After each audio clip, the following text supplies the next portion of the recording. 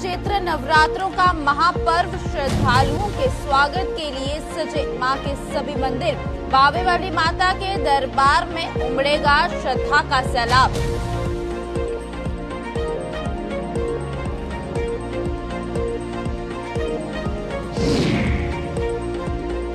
अब 1 अप्रैल तक नहीं खुल पाएगी मुगल रोड। मौसम बिगड़ने से बर्फ हटाने का रुका काम। अगले 3 दिन मौसम बिगड़े रहने की संभावना।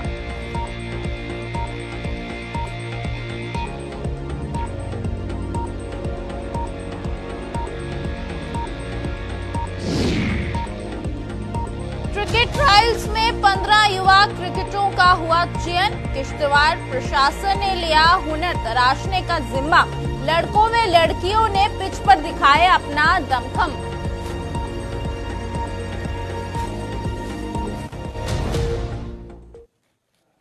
नमस्कार, जम्मू कश्मीर का बुलेटिन देख रहे हैं आप और जम्मू स्टूडियो से मैं तंदीप कौर आपके साथ। चलिए शुरुआत करते हैं बुलेटिन की।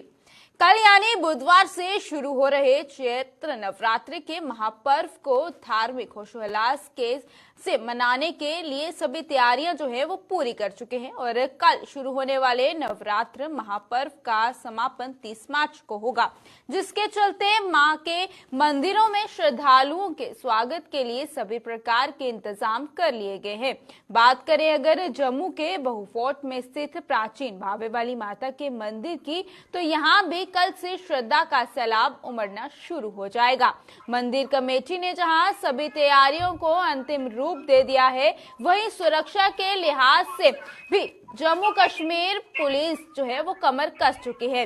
मंदिर परिसर में सीसीटीवी कैमरों के जरिए हर आने जाने वाले पर नजर रखी जा रही है और जम्मू कश्मीर पुलिस व केंद्रीय अर्धसैनिक बल भी जांच पड़ताल के बाद ही लोगों को मंदिर के भीतर जाने दे रहे हैं। मंदिर परिसर के बाहर दुकानें सज चुकी हैं और दुकानदारों को भी नवरात्रों में अच्छा कारोबार होने की उम्मीदें हैं। तो चलिए इस पर क्या कुछ कहना है लोगों का, सबसे पहले वो देखते हैं।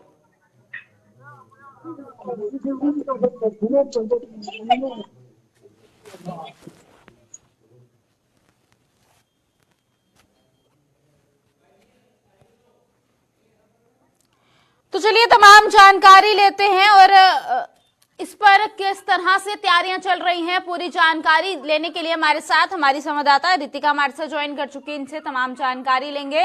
रितिका, आपसे जानना चाहेंगे, कल से नवरात्रि जो है वो शुरू होने जा रहे हैं और इसको लेकर किस तरह की तैयारियां जो है वो मंदिरों में देखने को मिल रही है।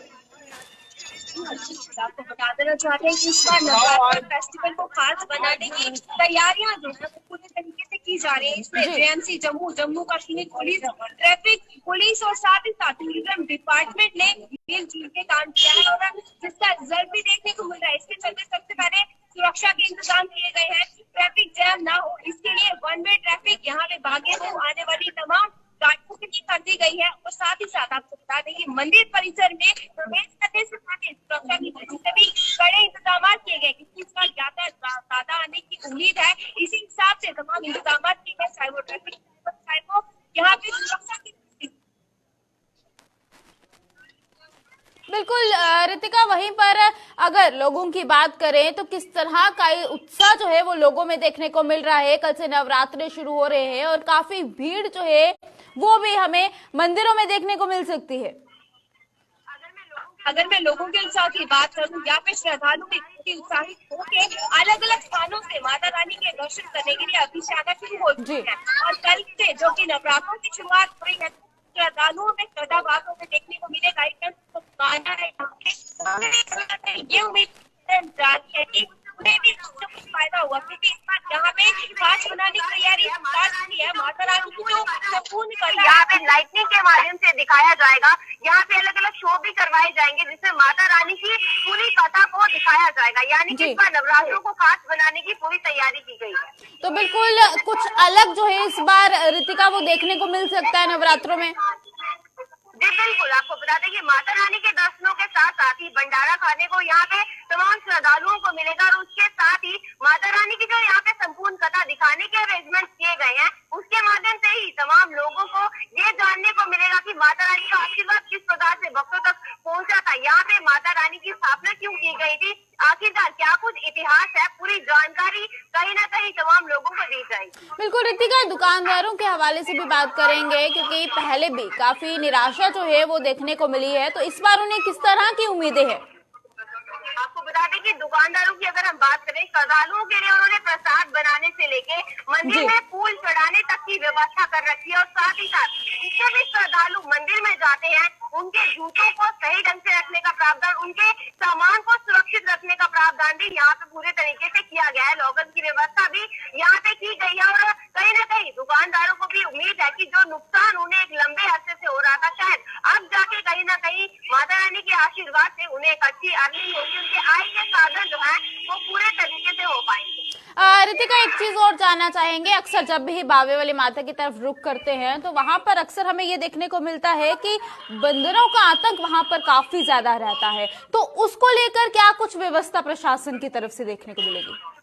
जी, आपको बता देना चाहते हैं कि ये समस्या बहुत लंबे अरसे से चल रही है, परंतु इसको रोकने को लेके फिलहाल के लिए ऐसी की कोई व्यवस्था यहाँ पे नहीं दिख रही है, क्योंकि उन्हें रोकना शायद किसी के भी बस में नहीं है, क्योंकि वो जंगलों में रहने के आदी होती है और यहाँ पे खुले वातावरण में वो रहते हैं और आसपास का माहौल भी ऐसा है कि यहाँ पे पहाड़ भी हैं, यहाँ पे पेड़ भी हैं और उन्हें रोक पाना थोड़ा सा मुश्किल सबके लिए जरूर होगा, परंतु फिर भी तमाम यात्रियों से यही अनुरोध किया जाता है कि बंदरों को कुछ भी खाने की चीजें ना दें, क्योंकि ऐसे वो हर किसी के आगे जाने के आदी हो जाएंगे। सामान में छीना झपटी भी करते हैं, बहुत बार ये शिकायतें भी आती है, तो कहीं ना कहीं ऐसे में लोगों को थोड़ा सा ध्यान जरूर रखना पड़ेगा। जी चलिए रितिका, बहुत बहुत शुक्रिया तमाम जानकारी हमारे समक्ष रखने के लिए। तो ये थे हमारे साथ हमारी संवाददाता रितिका, जिन्होंने तमाम जानकारी हमारे समक्ष रखी और बताया कि जिस तरह से कल नवरात्रों की शुरुआत होने जा रही है तो उसको लेकर किस तरह से तैयारियां देखने को मिल रही है और किस तरह की उम्मीदें जो है वो इस बार दुकानदारों में भी देखने को मिली है। साथ ही साथ ये भी अपील की जा रही है कि जितने भी श्रद्धालु वहां पर आ रहे हैं तो वहां पर जो भी उनको बंदर दिखते हैं तो उन्हें वो कुछ भी खाने को ना डाले, क्योंकि उनके जो आतंक वहां पर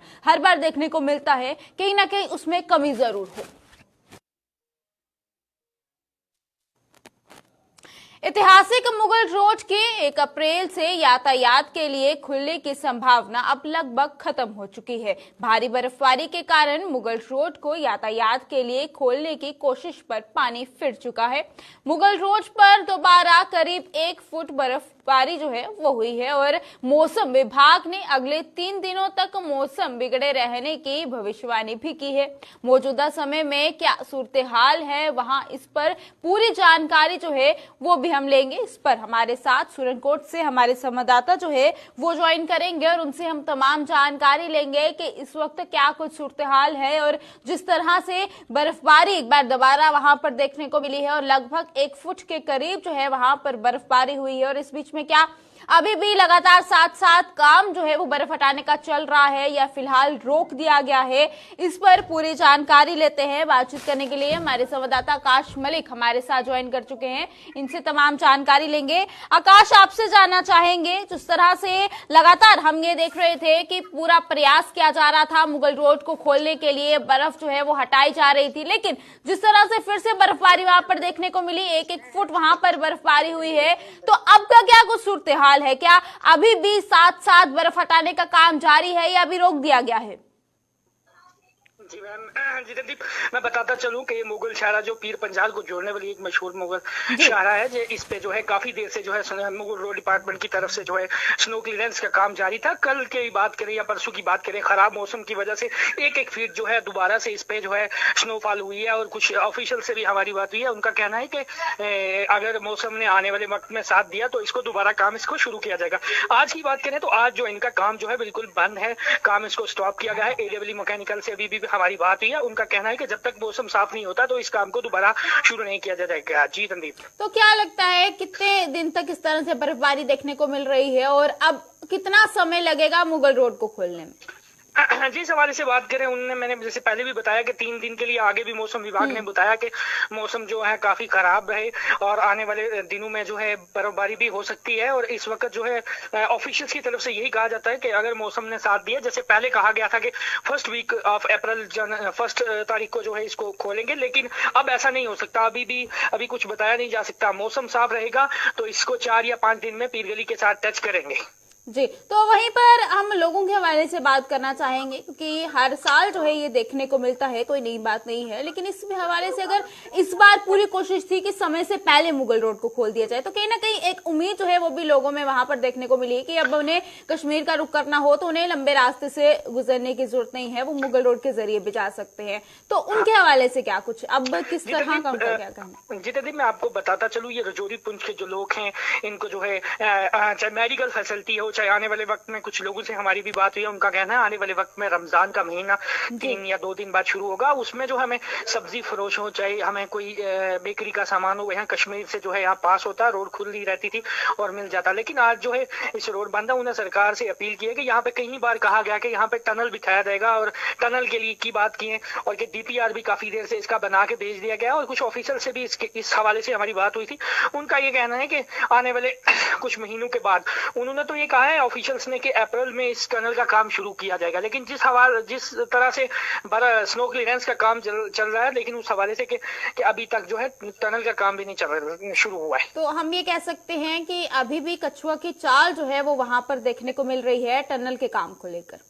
जी जी जी तंदीप जी, चलिए, बहुत बहुत शुक्रिया तमाम जानकारी हमारे समक्ष रखने के लिए। तो ये थे हमारे साथ हमारे संवाददाता आकाश मलिक, जिन्होंने तमाम जानकारी हमारे समक्ष रखी और बताया कि क्या कुछ सूरत हाल है, किस तरह से मुगल रोड पर दोबारा बर्फबारी होने के कारण जो है फिलहाल जो लोगों को उम्मीदें जो है उनके अंदर जगाई गई थी कि पहले हफ्ते के अप्रैल तक जो है मुगल रोड को खोल दिया जाएगा, लेकिन अब उसमें और समय जो है वो लग सकता है। और साथ ही साथ यहाँ पर भी टनल के काम को लेकर एक कछुए की चाल जो है वो सरकार की तरफ से देखने को जरूर मिली। हालांकि जो उम्मीदें लोगों में थी, अब कहीं ना कहीं उन उम्मीदों पर पानी जो है वो जरूर फिर चुका है।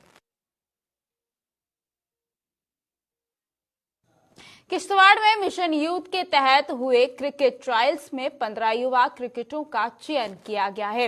इन क्रिकेटरों की प्रतिभा को तराशने की जिम्मेदारी किश्तवाड़ जिला प्रशासन ने ली है, ताकि इन्हें राष्ट्रीय स्तर की प्रतियोगिताओं में भाग लेने का अवसर मिल सके। 2 दिनों के इन ट्रायल्स में लड़कों और लड़कियों ने पिच पर अपना दमखम दिखाया और यहां मौका हासिल करने में जी जान लगा दी।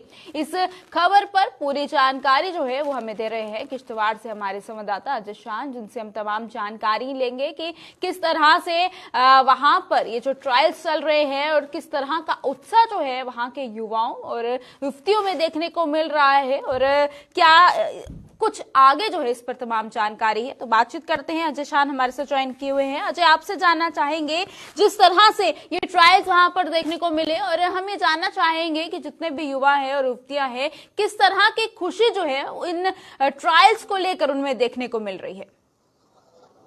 तंदीप, देखिए, बिल्कुल जो किश्तवाड़ है, यहाँ पर टैलेंट की कमी नहीं है, कहीं ना कहीं उसको निखारने की जरूरत है। तो उसी को देखते हुए जिला प्रशासन की तरफ से मिशन यूथ के तहत ये ट्रायल जो यहाँ आयोजित किए गए, जिसमें जम्मू से 3 रणजी प्लेयर आए थे जो कि एक्सपर्ट माने जाते हैं अपने कामों में।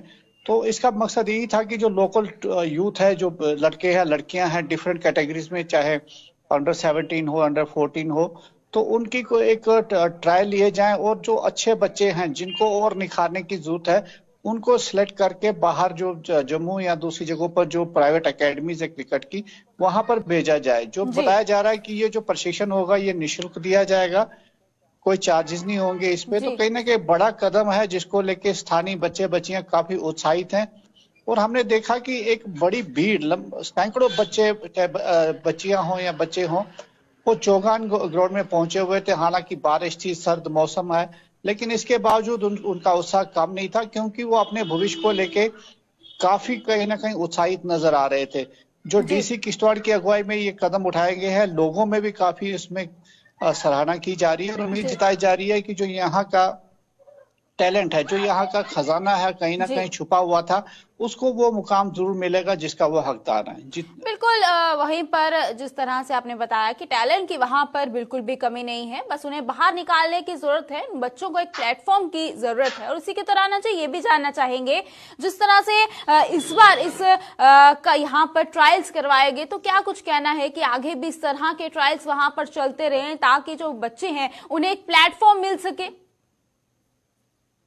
जी बिल्कुल, देखिए, इस बार जो किश्तवाड़ में स्पोर्ट्स को लेके डीसी किश्तवाड़ ने एक इनिशिएटिव दिया कि 50 से ज्यादा क्रिकेट पिचें यहाँ पर बनाई गई हैं शहरी इलाकों में और ग्रामीण इलाकों में। जी। कहीं ना कहीं युवाओं को केंद्रित किया जा रहा है ताकि जो उनके नशे की तरफ युवा बढ़ रहे थे उससे उनको रोका जाए, और जो उनका टैलेंट है जिसमें वो परफेक्ट हो सकते हैं, जिनमें उनका कैरियर बन सकता है, उनको उस राह पर डाला जाए। तो क्रिकेट एक काफी मशहूर गेम है, देश के दूसरे हिस्सों की तरह यहाँ पर भी खेला जाता है, लेकिन जो ऑब्जर्व किया गया कि कहीं ना कहीं तकनीकी कमियां थी, कुछ गाइडेंस नहीं थी, तो उसी को कहीं टारगेट किया गया है और उम्मीद जताई जा रही है कि आगे भी इसी तरह के कार्यक्रम होते रहेंगे जैसे कि इस बार हुए हैं। तो कितने युवाओं को इसके लिए चुना गया, कुछ इस तरह की जानकारी सामने आई हो? जो टारगेट किया गया है 14 से 15 बच्चे उनको सिलेक्ट किया जाएगा जो आगे प्रशिक्षण के लिए जाएंगे, क्योंकि ऐसे ही अगर सिलेक्शन होती रही, अच्छे अच्छे टैलेंट को आगे उभारा जाए, तो वो दिन दूर नहीं है जब किश्तवाड़ की अपनी एक टीम पूरे जम्मू कश्मीर में नहीं देश में भी नाम कमाएगी, क्योंकि यहाँ पर रांची के प्लेयर नहीं निकल पाए। हालांकि यहाँ पर काफी अच्छा टैलेंट भी है, कई बुजुर्ग खिलाड़ी यहाँ पर रहे हैं, नए बच्चे अच्छा खेल रहे हैं, लेकिन वही था कि उनको एक रास्ता नहीं मिल रहा था, और ये एक बड़ा कदम है उस तरफ जो अभी ये कदम उठाया गया है। जी चलिए, बहुत बहुत शुक्रिया तमाम जानकारी हमारे समक्ष रखने के लिए। तो ये थे हमारे साथ हमारे संवाददाता अजय शान, जिन्होंने तमाम जानकारी हमारे समक्ष रखी और बताया कि क्या कुछ सूरत हाल है, किस तरह से वहां पर ये ट्रायल जो है वो करवाए गए और उसमें 14 से 15 बच्चों का चयन जो है उसमें किया गया है। और वहीं पर आगे भी इस तरह की उम्मीदें हैं, क्योंकि वहां पर टैलेंट की कमी नहीं है और उस कमी को बाहर निकालने के लिए एक प्रयास जो है किश्तवाड़ की तरफ से जो है वो किया गया है, जिसपे आगे भी इस तरह के ट्रायल जो है वहां पर देखने को मिल सकते हैं।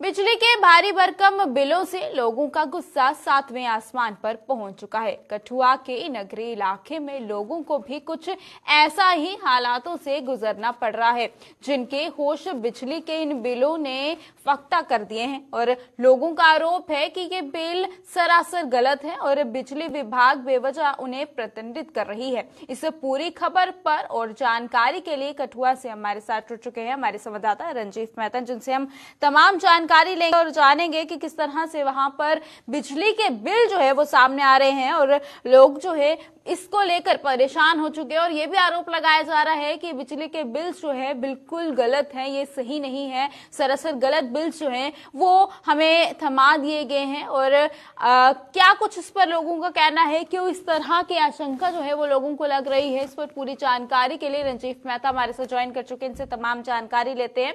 तो रंजीव, आपसे जानना चाहेंगे, जिस तरह से बिजली के भारी भरकम बिल जो है वो देखने को मिल रहे हैं, जिसको लेकर लोगों का गुस्सा 7वें आसमान पर है, तो सबसे पहले तो हम ये जानना चाहेंगे कि लोगों का ये आरोप है कि बिजली के बिल जो है सरासर गलत है, तो क्यों इस तरह का लोगों को लग रहा है कि सरासर बिजली के बिल जो है वो गलत आए हैं? क्या कुछ लोगों का कहना है, उस पर सबसे पहले जानकारी दीजिएगा। तनदीप जी, जो बिजली विभाग जो ज्यादा बिल लोगों के आ रहे हैं, ये नगरी कठुआ की एक पंजाब के साथ लगती एक तहसील है नगरी, वहाँ के वार्ड नंबर 4 के लोग हैं जो कल देर शाम को इकट्ठे होकर और इनके बिल जो है जो कल जैसे ही डिस्ट्रीब्यूट करके जैसे बिजली के बिल डिस्ट्रीब्यूट हुए उसके बाद ही लोगों में रोष पैदा हो गया। इन लोगों के बिल जो है 2-2, 3-3 हजार रुपए के ज्यादा बिल जो है वो इन लोगों के आए हैं और लोगों का साफ तौर पर कहना है कि उनका कोई बकाया राशि भी नहीं थी। इतने ज्यादा बिल आने से एकदम एक महीने में अगर 500 आता है तो अगले महीने में 2,500 रुपए के करीब बिल आ जाते हैं। उनके में पैदा उन्होंने कहा कि बिजली विभाग वाले आए दिन अपनी मर्जी से बिल बढ़ाते रहते हैं, जिसको लेकर उनमें काफी रोष है। तभी उनका कहना है कि अगर बिजली विभाग वाले उनको मिलेंगे तो वह लोग उनके साथ कड़ा रोष जताएंगे और इनके विभाग के कार्यालय का घेराव भी करेंगे। और इस संबंध में जब हमने बिजली विभाग के कठुआ के एक्सीएम सुखदेव सिंह से बात की तो उन्होंने कहा कि बिजली का बिल जो है जो टैरिफ उसके हिसाब से भी आ रहा है। लोग ने मीटर नहीं लगवाए हैं। लोग अगर मीटर परचेज करके मीटर लगवाएं और मीटर के हिसाब से अपना किराया दें तो फिर जो है किराया उसे है, नहीं तो फ्लैट रेट के हिसाब से बिजली विभाग के कर्मचारी किराया जो है वो बिजली का लेते हैं, जिसके कारण लोगों को लगता है कि उनका बिल अधिक आ रहा है। उन्होंने मोबाइल का हवाला देते हुए भी कहा कि लोग अगर एक घर में 4 से 5 मोबाइल चलाते हैं, उनका डाटा लेते हैं, 2,000 रुपया उनका देते हैं, तो बिजली का बिल 1,000 रुपया देने में क्या दिक्कत है, क्योंकि उसके साथ उन्होंने कहा कि हीटर का इस्तेमाल जो लोग दिन में 4 से 5 घंटे करते हैं, वो भी अगर 2 से 3 हजार रुपए की बिजली की चोरी करते हैं, वो अगर वो लोग भी ना करें तो उनका बिल कम आएगा। जी संदीप। बिल्कुल अंजीव, आप ग्राउंड पे रहते हैं तो क्या लगता है आपको? आपने दोनों गुटों से बात भी की है, लोगों से भी बात की है और प्रशासन से भी बात की है, तो क्या लगता है लोगों का जो आरोप लगाया गया है लोगों की तरफ से, क्या वो सही है या फिर जो प्रशासन की तरफ से क्या कुछ कहना है उन पर आपको जो है वो सही लग रही है? क्या आप हमारी आवाज आप तक पहुंच रही है?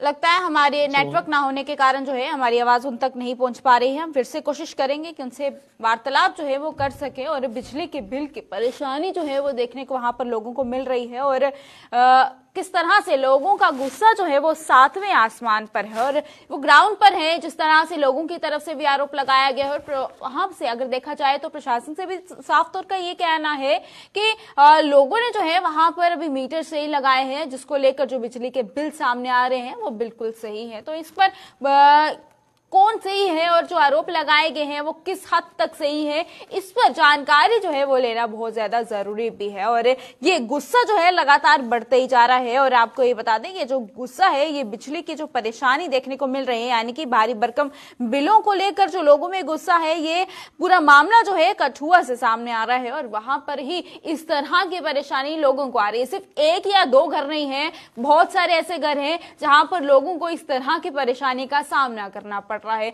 तो कहीं ना कहीं लोगों की तरफ से अगर आरोप लगाए गए हैं तो कहीं ना कहीं उसमें भी कुछ सच्चाई जो है वो जरूर होगी। और वहीं पर प्रशासन का इस पर क्या कुछ कहना है, क्योंकि हर बार हमने देखा है कि किसी न किसी कारण लापरवाही उनकी तरफ से भी देखने को मिलती है, तो इस बार इसमें कितनी लापरवाही उनकी तरफ से देखने को मिल रही है ये भी जो है जानना बहुत ज्यादा जरूरी रहता है। तो खैर जिस तरह से आप तस्वीरों में भी देख सकते हैं कि लोगों जो है का गुस्सा काफी ज्यादा वहां पर बढ़ता हुआ भी नजर आ रहा है।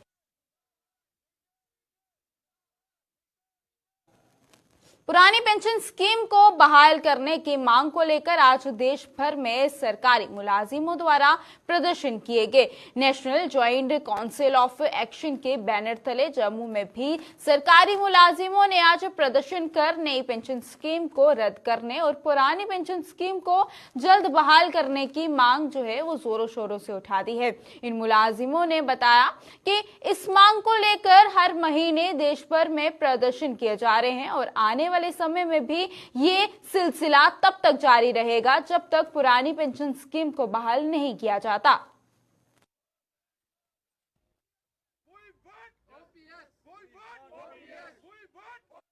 एनपीएस टू ओपीएस को रेस्टोरेशन करने के लिए तो वो पूरे हिंदुस्तान में उन्होंने आज डिस्ट्रिक्ट हेडक्वार्टर में डेमोन्स्ट्रेशन हुई है। उसी कड़ी में आज जम्मू और कश्मीर में दोनों डिस्ट्रिक्ट हेडक्वार्टर में हम डेमोन्स्ट्रेशन कर रहे हैं। और जो अगला उनका हर 21 को आगे 21 अप्रैल को भी हमारा प्रोग्राम है, 21 मई को भी है, 21 जून को भी है। यह लगातार हमारा सितंबर तक कार्यक्रम है।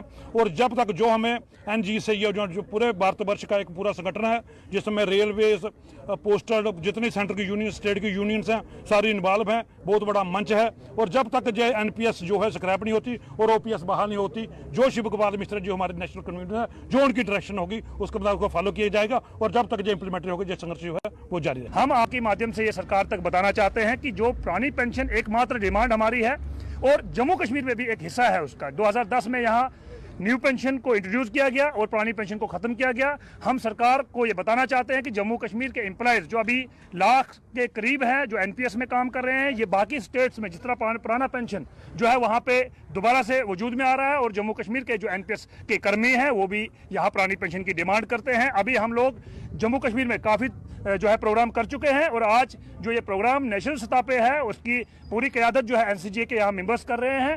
हम आपकी माध्यम से जो एलजी महोदय है उनसे ये गुजारिश करना चाहते हैं कि पुरानी पेंशन को मुलाजमों की जो वक्त की नज़ाकत है उसको समझते हुए जल्द से जल्द जो है यहाँ पे भी जो है दी जाए, क्योंकि इस वक्त जो एनपीएस है एक घाटे का सौदा है। ये मार्केट बेसिक पेंशन स्कीम है जिसको मुलाजिम जो लोग रिटायर हो रहे हैं मात्र 700, 1500, 2000 के करीब उनको जो है पेंशन जो है छलावा जो है उनको दिया जा रहा है। और उसमें आज की इस महंगाई के दौर में आपको मालूम है कि एक सिलेंडर गैस खरीदना जो है फैमिली के लिए कितना मुश्किल हो जाता है। क्योंकि हमारे लोग रिटायर हुए हैं और हम आज इस धरने की माध्यम से, जो शांति पूर्वक धरना है यहाँ पे, जिसमें हमारे सारे लोग जो ओहदेदारान यहाँ पे मौजूद हैं, तमाम संगठन से, तमाम डिपार्टमेंट से, हम गुहार लगाना चाहते हैं सरकार से कि पुरानी पेंशन को बिना देरी के जम्मू कश्मीर में भी जो है इसको जो है अमलाया जाए, इसको वागुजार किया जाए।